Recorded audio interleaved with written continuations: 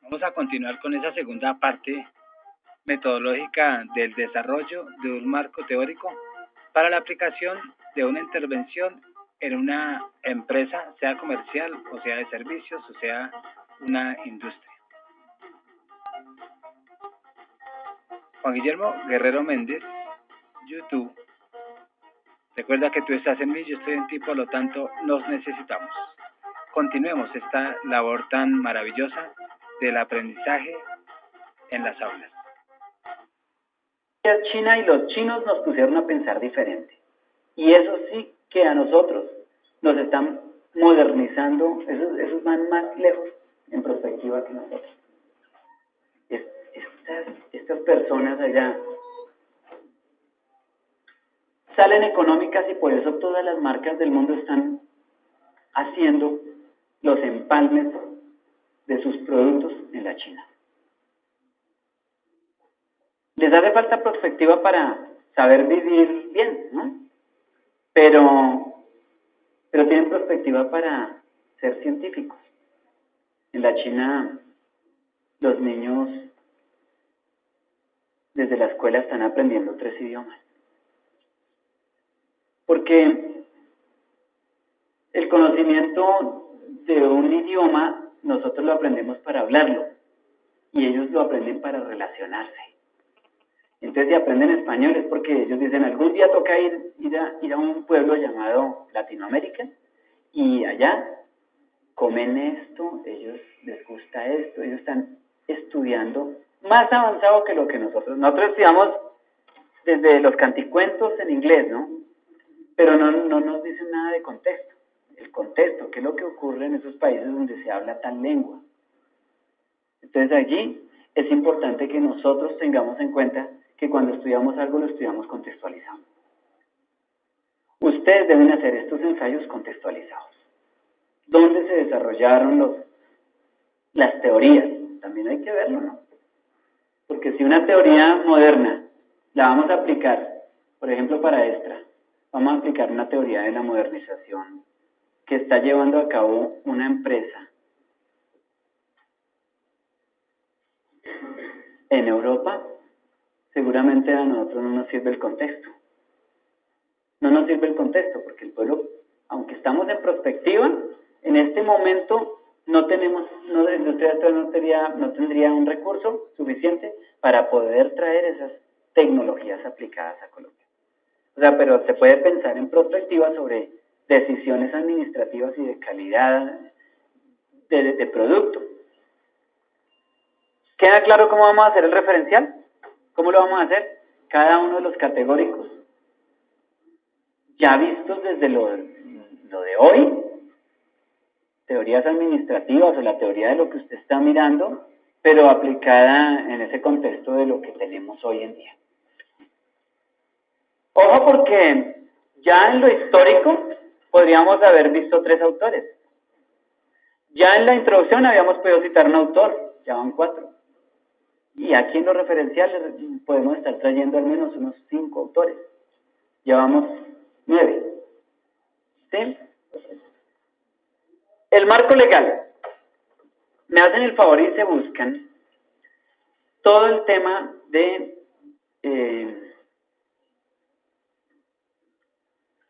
la pirámide de Kelsen, que es una buena referencia para poder desarrollar el marco legal. Yo creo que en 8 días van a tener ustedes a la doctora Claudia ¿qué? Merlano, y ella nos va a ayudar a profundizar un poquito sobre el lenguaje jurídico para las organizaciones. Yo siempre he pensado que la empresa, desde que está legalmente constituida, se convierte en un ente jurídico y allí ya hay mucha norma que regula el comportamiento y la relación que él tiene con el Estado y con los particulares. Entonces, tengan en cuenta que para desarrollar un marco de ley es necesario revisar eso. ¿La empresa existe legalmente? ¿Está legalmente constituida? Y como es sí la respuesta, porque aquí ninguna de las empresas es no, entonces ya la Constitución Política se reservó un artículo para darle permiso a cualquier persona que tenga la idea de hacer, se llama de influir la economía, entonces le dan permiso para la libre asociación y le da permiso para que movilice la economía. Entonces busquen en la Constitución Política por qué las empresas existen en Colombia. El trabajo. Hay varios artículos allá desde el derecho fundamental al trabajo. Entonces ahí comenzamos a buscar desde la pirámide de Kelsen, que en la punta dice la Carta Constitucional, y de ahí empezamos a descolgar. Está la Constitución, que es la ley de leyes, la norma de normas, y abajo empiezan las leyes, y después los decretos, y después las resoluciones, y después... Entonces, desde la centralización hasta la descentralización del Estado, ¿cómo se relaciona la empresa con las normas? La existencia. ¿Estamos? Estamos. Con caballeros cumplimos. Ya las mujeres. La ley. Resulta que las organizaciones son funcionales porque tienen responsabilidad administrativa. Y la responsabilidad administrativa trasciende al servicio o al producto que va a ser consumido o va a ser llevado a cabo al consumidor final, al cliente. Claro que el cliente puede ser un tercerizador, ¿no? Entonces él sigue vendiendo, pero en definitiva el producto o el servicio llega al consumidor final. La responsabilidad administrativa trasciende a que ese producto o servicio llegue hasta allá perfectamente desempeñado. Pero para eso se requiere que exista la voluntad de tener un aparato administrativo funcional. ¿Se acuerdan que yo les decía a ustedes que en la modernidad las organizaciones que demuestran funcionalidad pueden estar dentro de ese stock de la ventana mundial? Entonces, por eso es que ustedes van a hacer el diagnóstico empresarial para demostrar si realmente existe una responsabilidad administrativa. Si no lo tiene, tenemos que decirle a los empresarios que hagan un plan de desempeño estratégico, táctico y operativo para poder llevar a cabo la competitividad en toda la cadena de consumo con responsabilidad para demostrar funcionalidad. Entonces, el marco de ley a nosotros nos da responsabilidad jurídica. Entonces, se cuenta que una cosa es la responsabilidad administrativa para la funcionalidad y la otra es la responsabilidad jurídica para el reconocimiento. Y con las dos, funcionalidad y reconocimiento, es que podemos entrar en el escenario económico, afectando las variables de la economía, podemos entrar competentemente. O sea que la competitividad es la suma de la funcionalidad más el reconocimiento. Eso es una teoría moderna. Quiere decir que si una empresa solamente tiene reconocimiento pero no funcionalidad, seguramente a usted le van a comprar, pero otra marca le entrega la parte de la funcionalidad. O sea, yo soy una empresa, ya voy. Yo soy una empresa que soy productor. Por ejemplo, a mí no me interesa saber si tengo aquí un nivel administrativo, no, yo voy a venderle a usted cueros curtidos. A mí me traen todos los cueros así amasados y yo vengo y se los arreglo y le entrego cueros a usted. Usted es el que lleva el aparato funcional administrativo, ¿sí? Y yo tengo un reconocimiento jurídico porque tengo una curtiembre y la ley me obliga a que tengo que impactar en lo mínimo el medio ambiente y me obliga a que mis residuos estén llevados a cabo de una manera adecuada y me obliga a que yo exista legalmente en Cámara de Comercio como una curtiembre. No más. Soy una persona natural con un desempeño de comercio con cuerpos. Pues el que me compra es el que se lleva la parte, es el que se lleva mi insumo y él sí debe tener una responsabilidad administrativa para poder llevar a cabo todo su proceso de producción, si es que va a hacer, que lo que va a hacer con los cueros, ¿no? Manufacturera, no sé. Entonces, tengan en cuenta que las empresas deben tener este dispositivo legal, todos los dispositivos de referencia de la ley, para poder llevar a cabo el reconocimiento. Tanto es que a nosotros la ley nos reconoce como jurídicos, a las empresas. Claro que también puede ser una persona jurídica reconocida. O sea que la responsabilidad de lo jurídico nos obliga a pensar que para mantener la relación con el Estado, usted primero existe porque la Carta Constitucional se lo permite. Segundo, usted es un sujeto pasivo del Estado porque usted debe tributar, ¿cierto?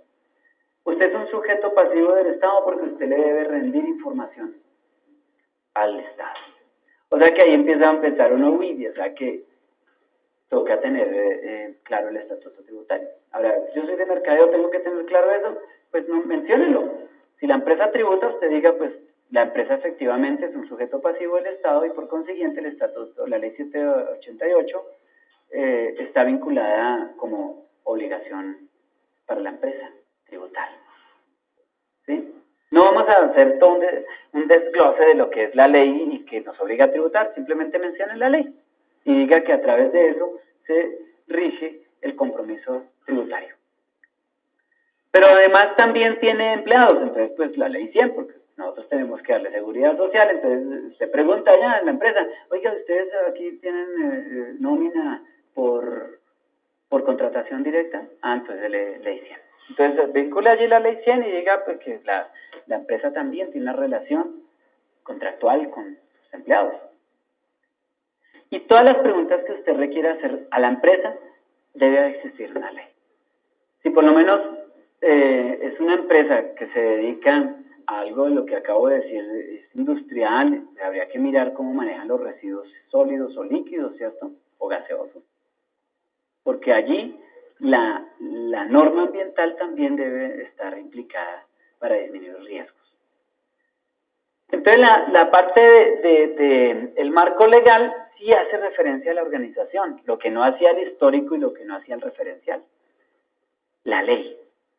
Y si es una que tenga manejos con mercados internacionales, pues revisemos a ver cómo ellos llevan a cabo todo el tema arancelario, cómo se deja estimular por el Estado desde las importaciones y las exportaciones, porque ahí hay unas cosas que son interesantes para el mercado. Y para el mercado abierto la ley es altísima, porque está la ley de nosotros más la ley de los pueblos con los que tengamos relación de mercado. Una pregunta.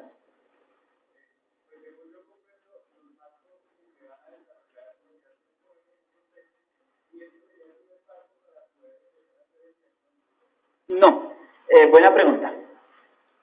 Este marco teórico, el histórico y el referencial, nos contextualiza en un discurso académico sobre los temas que vamos a llevar a cabo en la intervención en la empresa. Pero, ¿por qué hasta ahora hoy hablamos de la construcción teórica? Porque como ustedes ya hicieron el conocimiento del cliente a través de una auditoría de conocimiento, y ustedes ya hicieron el levantamiento de la información diagnostical, ya tienen el DOFA y el FADO, entonces ya tienen prácticamente cumplido el objetivo número 1 de conocer, el objetivo número 2 de diagnosticar, El objetivo número 3 ya están haciéndolo porque están planteando la solución. Todavía no estamos midiendo impactos, porque todavía estamos en esa labor. Pero mire que el objetivo de profundización teórica, que está desligado de todo el aplicativo, porque lo que aquí nosotros estamos haciendo es lo discursivo, entonces aquí no estamos ligados con el diagnóstico. O sea, el conocimiento y el diagnóstico es un ejercicio aplicativo operacional. Y aquí estamos haciendo un ejercicio de desempeño teórico para el discurso. Entonces, esta partecita monográfica, sí de pronto tiene razón cuando dices que esto nos entra en contexto, pero no en el contexto de la empresa, sino en el contexto de la ciencia. ¿Sí? En el contexto de lo científico académico. ¿Se acuerdan que yo les decía a ustedes que es interesante cuando nosotros somos tenidos en cuenta en las organizaciones como asesores científicos más que asesores operacionales? Porque el científico le va a entregar a la empresa mucho más de lo que la empresa se imagina. Mucho más de lo que usted se imagina. Claro, estamos haciendo investigación a la empresa. Entonces, obviamente que usted nunca cuando vaya a hablar a la junta directiva les va a decir mi marco teórico, ¿no? Pero a usted sí le pueden decir bajo qué marco usted trabajó esto, o cuál es esto tiene un nombre dentro de la norma internacional. Bueno, cuando hablamos del COSO 1, COSO 2 y COSO 3, el COSO 1, que es el informe COSO, ¿cierto? El COSO 1 es el marco teórico de aplicar, el ámbito de aplicación. El ámbito. COSO 1 es el ámbito de aplicación del COSO 2. El COSO 3 sí trae su propio ámbito en el primer capítulo. Pero entonces, el ámbito de aplicación de nosotros es el marco teórico. Dese cuenta que allí estamos diciendo cómo esta empresa, el día que socialicemos, vamos a decir cómo la organización está contextualizada porque está metida dentro de un viaje histórico. O sea que estamos en una línea de tiempo, sí, y la organización está en la línea de tiempo, sí, y el consultor está dentro de la línea de tiempo, sí, porque somos actores de la historia. Los autores nos siguen trayendo a nosotros teorías. Hoy veníamos hablando en el carro con mi hermano, qué pesar que a nosotros ya no nos dejan ser científicos, ¿no? El mismo sistema, el esquema no nos deja ser científicos.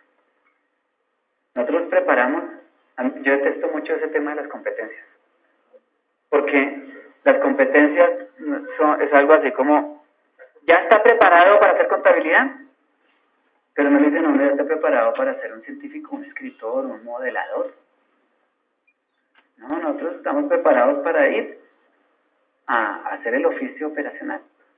Entonces eso tendría que abstraerse del mundo, orar en una cápsula y dejarse la barba larga y una bata blanca y convertirse como en ese científico que nosotros nos lo dibujan como malo, ¿cierto? Para poder hacer ciencia. En otros países, el modelo educativo da para mucho, no, de hecho, desde que entran es científico. Todo es ciencia, todo es ciencia, todo es ciencia. Y después le dicen, ahora sí haga las operaciones. Pero no se desmotiven porque la globalización está pidiendo eso. Está pidiendo pensamiento científico. Y entonces las empresas van a venir a exigir pensamiento científico. Dicen, mire, tenemos este problema, ¿cómo lo atacamos? Mire, ese es el tema de la capa de ozono. Eso es un problema de, no, pongamos sombrillas, no, algo más grande que la sombrilla. Como Chávez, que en unos Juegos Olímpicos allá, cuando ellos fueron sede de unos Juegos, había mucho mal clima, y Chávez mandó bombardear el cielo. Y las nubes se fueron. ¿Se fue el Mundial Sub-20? ¿Mundial? Mandó bombardear el cielo y obviamente pues el sol siempre está ahí. Eso es científico. Pero mire el daño tan tremendo. Es uno de los generadores de los fenómenos que han estado ocurriendo con el clima en Latinoamérica. Y ya esto se lo está llevando, los vientos alisios del Pacífico se lo está llevando, y por eso todo el planeta ha sufrido un desorden. Y esto no solo lo ha hecho Chávez, esto lo han hecho muchos países. Entonces, pilas, porque la ciencia también puede ser peligrosa, mal entendida, ¿sí? Pero sí, la asesoría científica, ahorita esto es lo que estamos necesitando. Ojo, siempre que nos metamos a trabajar en una organización, este es un modelo que se le está diciendo a ustedes en un seminario. Pilas, porque tenemos que siempre estar estudiando y leyendo. Sí, allá no, usted no va a hacer ensayitos, allá los ensayos que usted lea, los ensayos quedan acá. Usted no los va a presentar a nadie. Pero usted va leyendo y los ensayos como quedan acá, entonces salen en abundancia por acá. Salen por la boca en abundancia. Entonces no es de lo que tengas en el corazón la abundancia, ¿no? Sino lo que tú puedes tener en tu mente retenido en abundancia de las palabras. Ojo, el marco teórico ya queda soportado desde la historia en los categóricos, desde lo moderno, entre comillas moderno, desde lo actual con los autores, desde la pirámide de Kelsen con la ley, ¿cierto? Más otras disposiciones que ustedes quieran ubicar allí, porque es que un marco de ley también hay interno a la organización. Manual de funciones, procesos, procedimientos, comportamientos administrativos documentados, el manual interno de trabajo. Una línea amarilla industrial es un dispositivo que corrige el comportamiento de un operador allí, ¿sí? O sea que la seguridad industrial aplicada también es un marco de ley interno. Entonces tengan en cuenta, si ustedes quieren abrir los capítulos, se dicen marco legal externo, marco legal interno, y hacen referencia a todos los dispositivos de conducción. En los dispositivos de ley, el marco legal externo es un dispositivo de reconocimiento, dijimos, ¿cierto? Como persona jurídica. Tenemos que asegurarnos de ese marco para poder prever lo que es el riesgo legal, ¿no? El riesgo de ley. Allá aparece, ustedes tienen las guías en PDFs, aparecen en sus archivos las matrices de riesgo. Miren a ver cómo las recrean y si hacen uso de eso para los diagnósticos también. Miren, ustedes pueden entregar matrices de riesgo diseñadas a la organización cuando termine el trabajo como un valor agregado además. Fíjense, quedan planteadas las matrices de riesgo para que ustedes hagan un mantenimiento sobre riesgo. Y hoy en día las aseguradoras de riesgos se están vendiendo porque se está vendiendo hoy en día el pensamiento prospectivo para evitar riesgos, matrices de riesgo. Eso es un categórico también. ¿Sí? Entonces, apliquen también esos dispositivos al trabajo. No importa de qué programa sea usted, pero aplíquenlo. Porque esto no lleva a ningún destinatario disciplinar. O sea, esto hay que aplicarlo.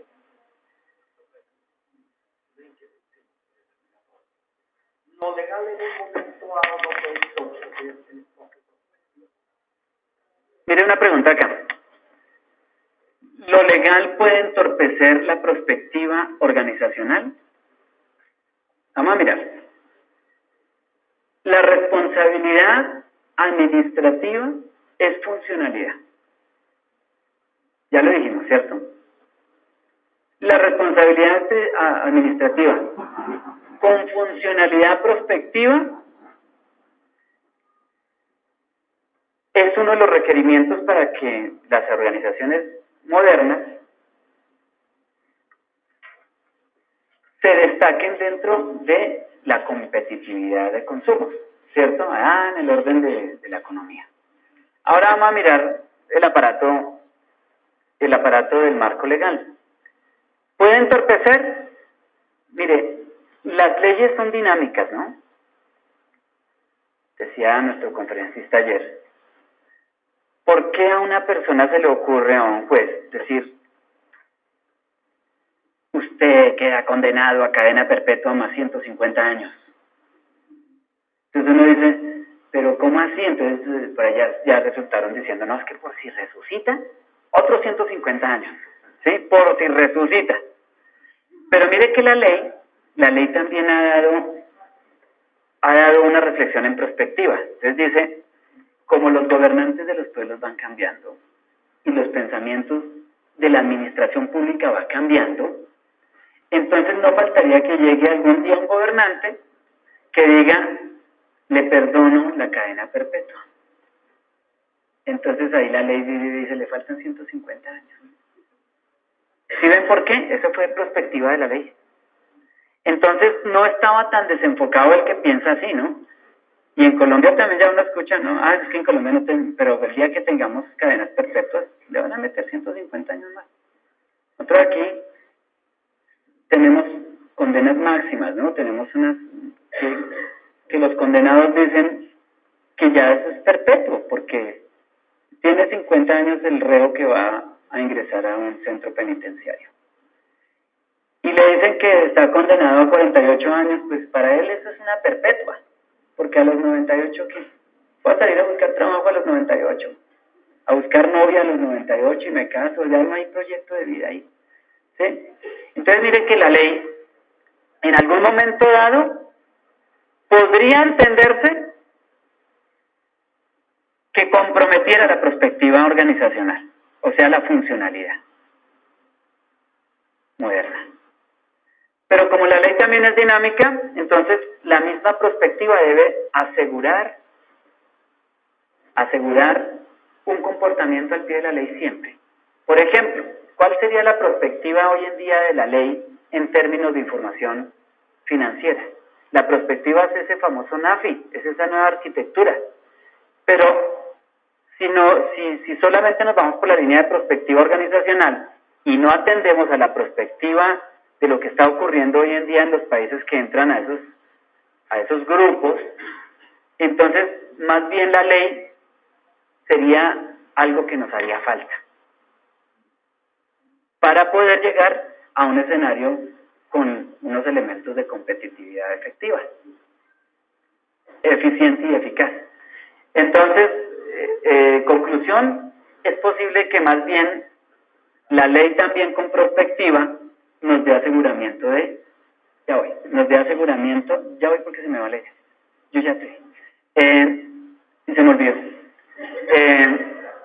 continúa, no se me olvidó. No, es importante, los bancos ahora, dentro de su nueva gestión gerencial moderna, están creando, ya conozco los dos casos del Banco Agrario y el BBVA, crearon la gerencia de riesgo, no será tan importante. ¿Cuál fue una de las primeras premisas para crear esa gerencia de riesgo? Evitarse los problemas legales. Porque era demasiado y estaban incluyendo mucho las cuestiones de utilidades de los bancos y cosas esas, y de las personas que eran mucho desgaste. Entonces, en esta gestión de riesgo, ellos hacen prospección y cómo está la presencia de las personas que tienen créditos, cómo es la manera de pago, cómo son sus familias, que tienen una base de datos completa. Mira, hasta dónde llega la parte de... Mire, muy contextualizado. Menos mal que se me olvidó lo que les iba a decir. Sí, hoy en día se ha convertido en uno de los subsistemas de la organización el tema de la gestión del riesgo. Entonces, pues eso está dentro del contexto. Y pues para evitar el riesgo legal, porque el riesgo legal tiene dos acepciones o dos vías para desarrollarse, lo punitivo y lo pecuniario. Cuando un problema es por plata, pues la plata, ese problema no es problema porque se soluciona con plata. Pero cuando implica lo punitivo, implica incluso el derecho a la libre locomoción, ¿cierto? Porque pues implica que gente vaya a tener que estar condenada. Y la libertad también de seguir existiendo como una organización. Muchas organizaciones por riesgo legal han desaparecido. Por riesgo legal. Entonces, pues, el marco legal puede ser interno, puede ser externo, pero sí es bueno que ustedes metan ambos, los mencionen allí. Profe, copy-paste allá el artículo y toda la cosa. No, digan el artículo tal sostiene tal cosa o el artículo tal asegura tal cosa. No se pongan a copiar y a pegar la ley y el código. Es que si usted quiere traerlo como anexo al trabajo, cuando usted tenga que presentar el final, ya les diré cómo van las carpetas, pues usted trae como anexo todo eso en PDF. Pero no se ponga a traer el artículo completico porque a veces son 700 artículos los que toca traer un código completo, ¿no? Hay disposiciones legales que se mencionan, por medio del cual las empresas están obligadas a tener revisor fiscal. Ah, bueno, entonces, ¿cuál es la ley y cuál es la implicancia y a qué está dirigida la ley? No hagan el marco legal así, copy-paste.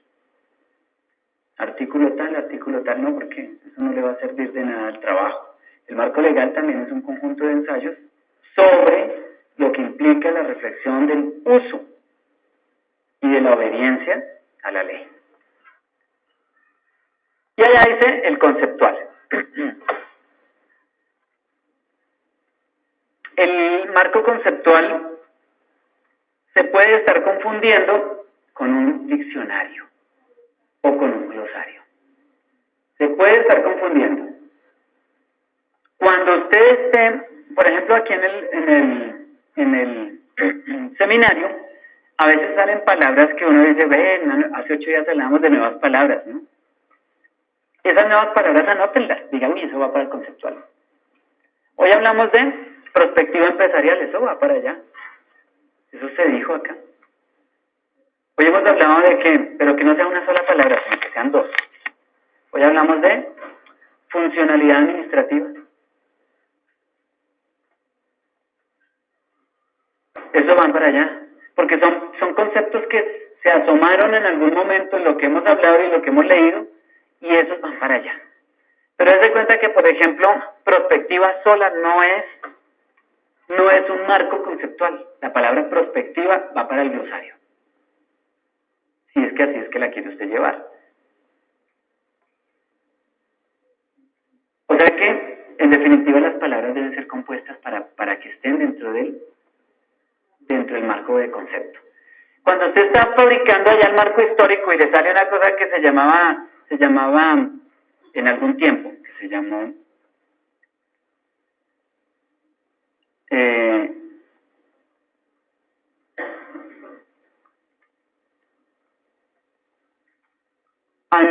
la administración recurrente. Y a usted le llamó la atención que eso fue un modelo administrativo que existió en algún momento. Coloque allí administración recurrente. Administración por objetivos. Entonces, esas palabritas allá van a caer al marco de conceptos. Ojo, el conjunto de esas palabras también parecen referenciales, porque eso también las vamos a traer de autores. No son definiciones propias nuestras, son temas que autores han tocado. Tanto es que yo me encontré un libro en los motores de búsqueda de internet y me encontré un libro que se llama Marco Conceptual de la Administración de Empresas. Y encontré todas las palabritas y aparece sus características, sus condiciones, sus definiciones, y también sobre eso las podemos ensayar. ¿Sí ven? O sea que no es una definición como tal, sino que vamos a determinar ese concepto, cómo lo puedo yo aplicar. No vamos a mencionar tampoco empresa, pero cómo se aplica a una organización.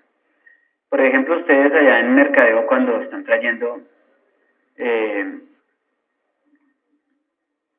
tendencias publicitarias, eso es conceptual, una tendencia sobre la modernidad, la publicidad moderna, que es lo que ustedes estaban planteando por aquí en esta zona la vez pasada.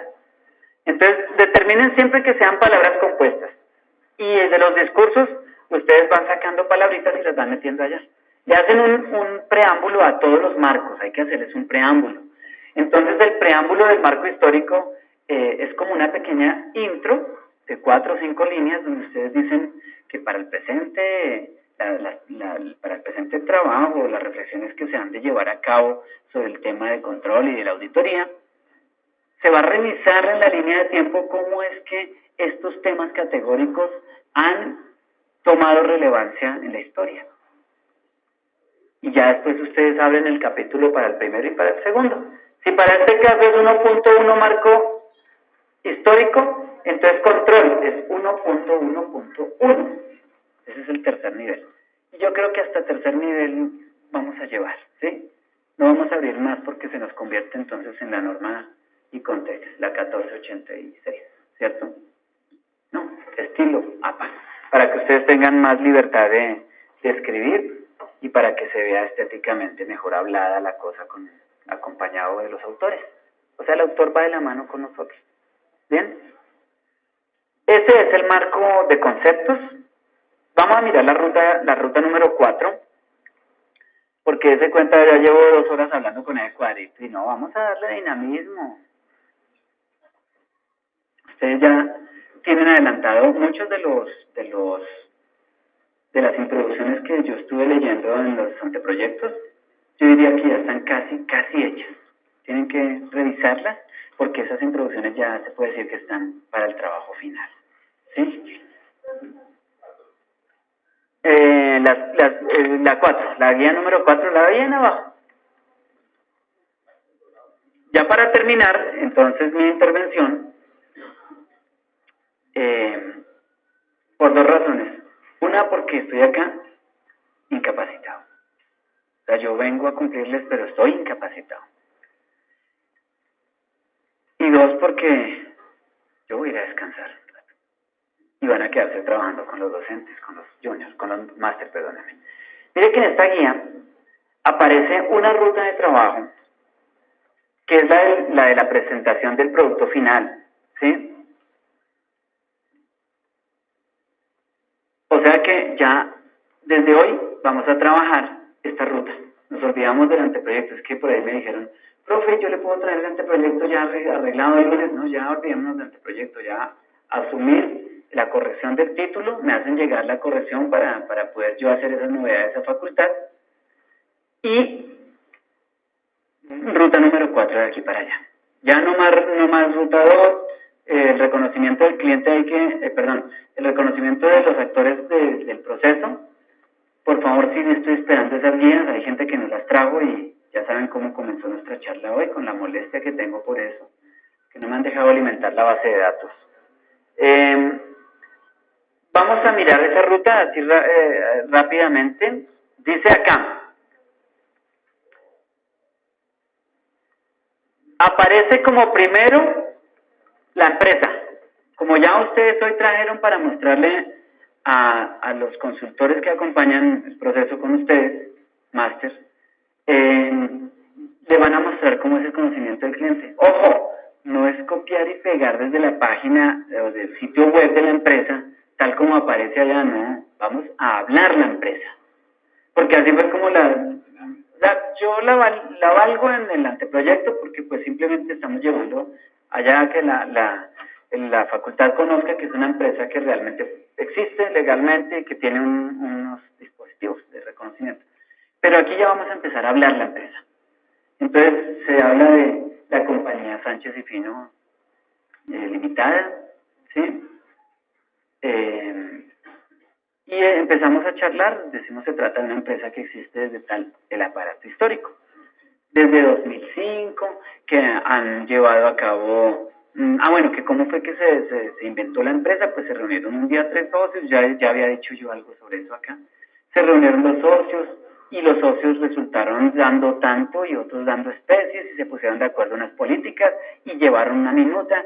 Y esa minuta pues existe allí y que se evidencia que en los archivos documentales históricos de la empresa, y ¡pum!, la fotico, ¿sí? Vamos trayendo cosas porque siempre todo respaldado con la evidencia. Hablamos la empresa desde su existencia hasta nuestros días.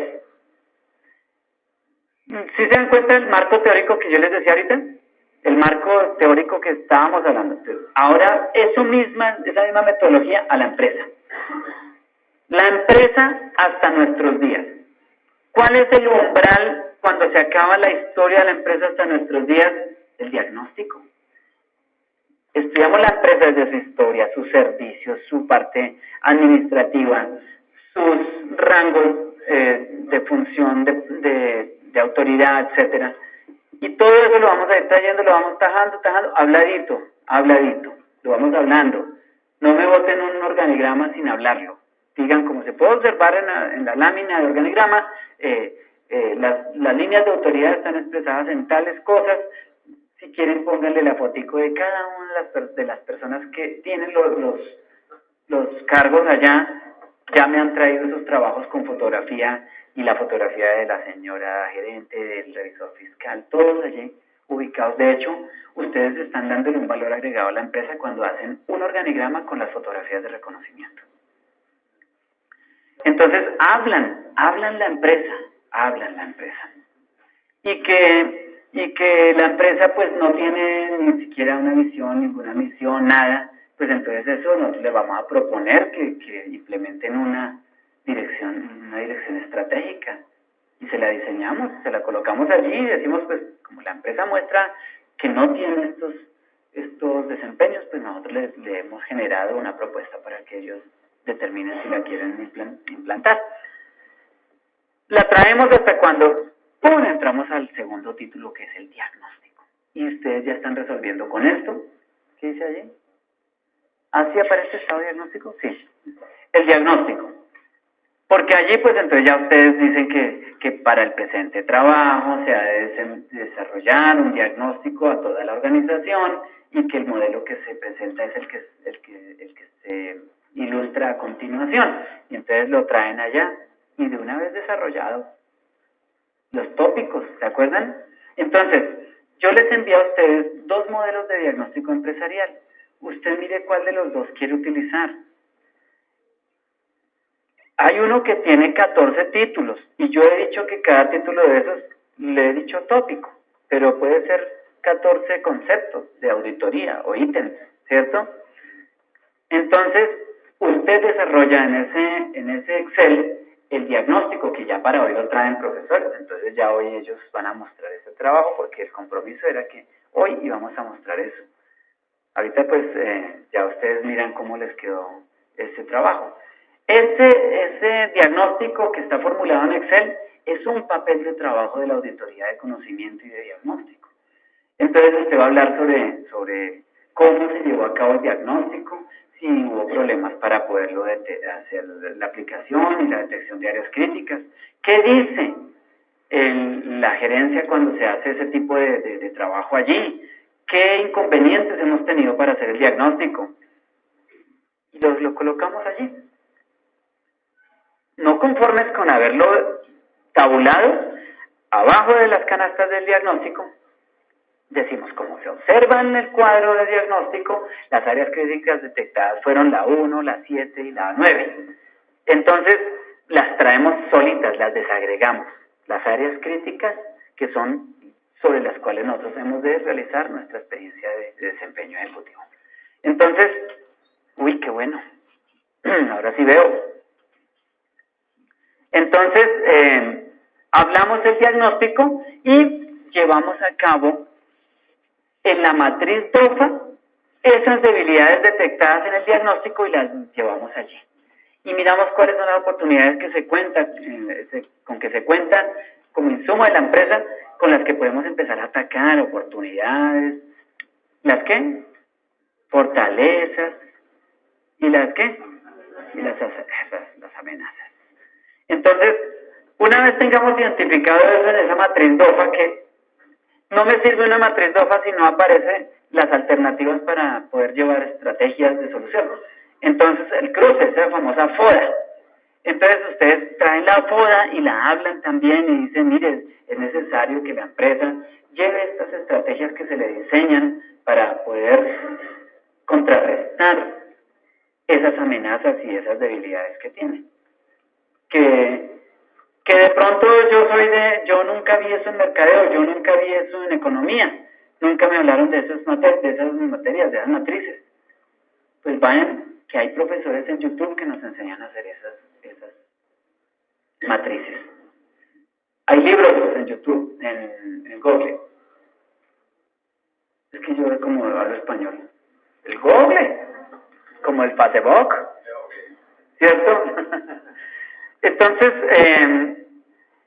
ya estaríamos en el estado diagnostical que para hoy ustedes ya tienen, miren, una introducción bastante adelantada. Tenemos ese discurso de planteamiento del título y los objetivos, ya está hecho eso. En la sintomatología, las causas y las consecuencias, pulirlas, porque pues muchos de los títulos cambiaron, entonces ha cambiado un poquito el trabajo, entonces arreglamos la sintomatología del planteamiento. Terminamos el planteamiento sistematizando una pregunta, y la pregunta tiene que tender a la justificación, ¿cierto? Entonces la pregunta es la que nos introduce a una justificación, y la justificación es saber vender la idea de lo que nosotros vamos a llevar a cabo allá en la práctica de intervención. ¿Sí? Entonces en la justificación lo que estamos haciendo es vendiendo. ¿Se acuerdan que les dije de San Andresito? ¿Sí? ¿Por qué vendo yo este producto? ¿Por qué es bueno? ¿Por qué es importante que se haga esto? Pilas en la sintomatología, en las causas y las consecuencias, porque las consecuencias son de no llevar a cabo las acciones correctivas. ¿Qué va a pasar con la empresa? ¿Qué va a pasar con los riesgos? ¿Qué va a pasar con el recurso? ¿Qué va a pasar con la competencia? ¿Qué va a pasar con los escenarios donde afectamos la economía? ¿O qué va a pasar dentro de los estados de confort, ¿no?, de la empresa? Bien. La sistematización es una pregunta, ¿no? La justificación es la venta. El objetivo general ya ustedes lo tienen porque es el mismo título IR. Y los objetivos específicos que son de dos naturalezas. El primero, que es el de, que es el de la profundización teórica, que es la que acabamos de resolver con los marcos de desempeño académico, y el otro, que es el de los específicos del desarrollo de la práctica profesional, que son 4. Conocer, diagnosticar, planear, incorporar, y el último de medir impacto. Y ya los tenían ustedes claritos, porque eso ya hemos charlado.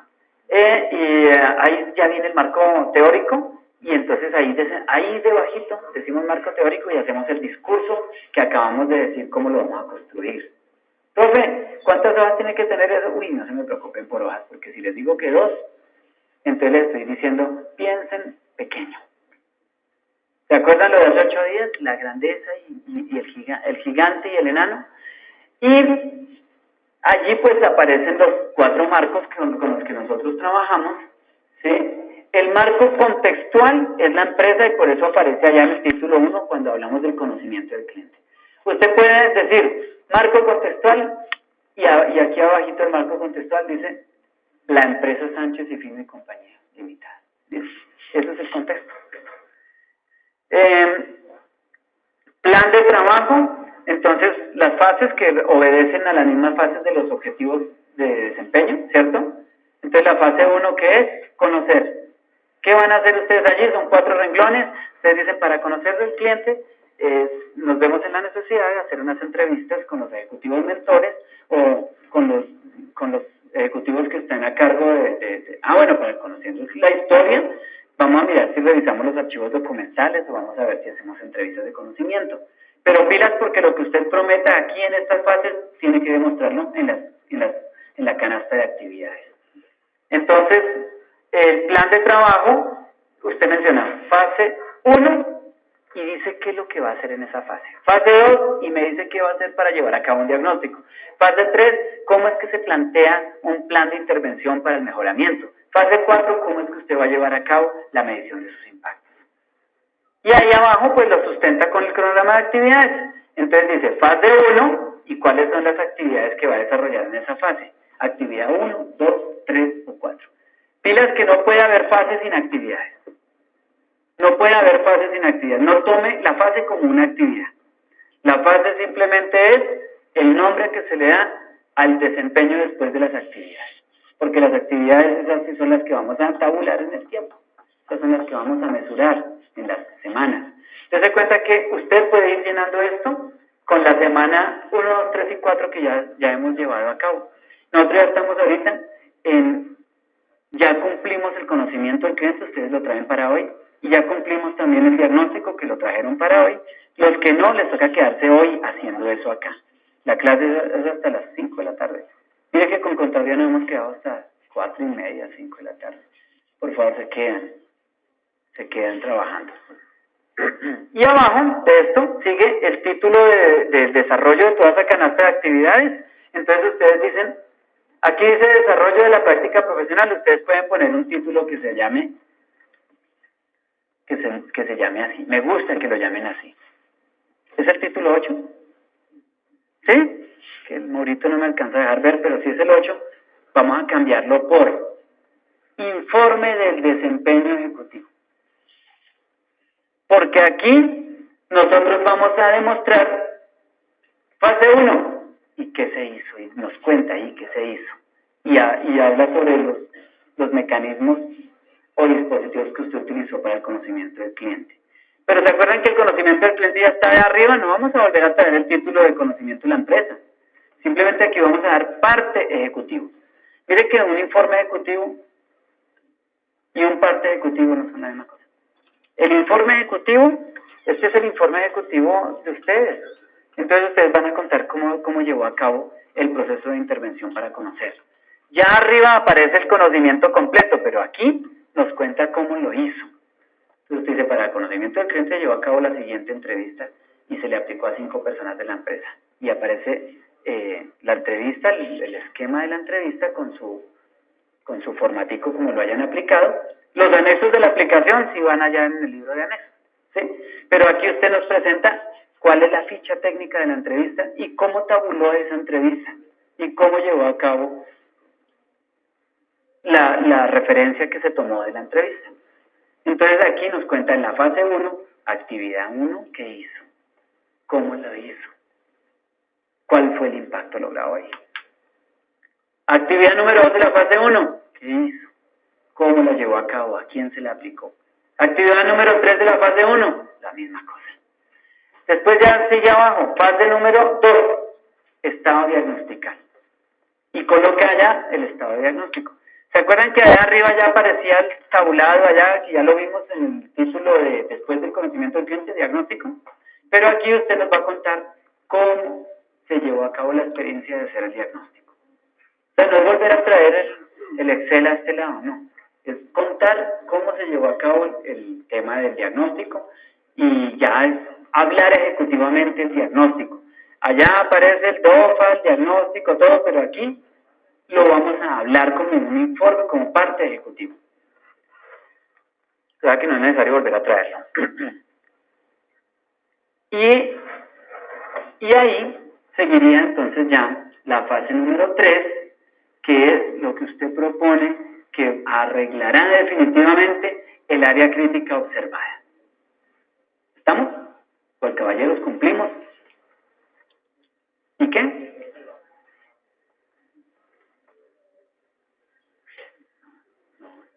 No quieren a nadie, oiga. Entonces, voy a pedir favor, si de pronto debajo del título 8, entonces decimos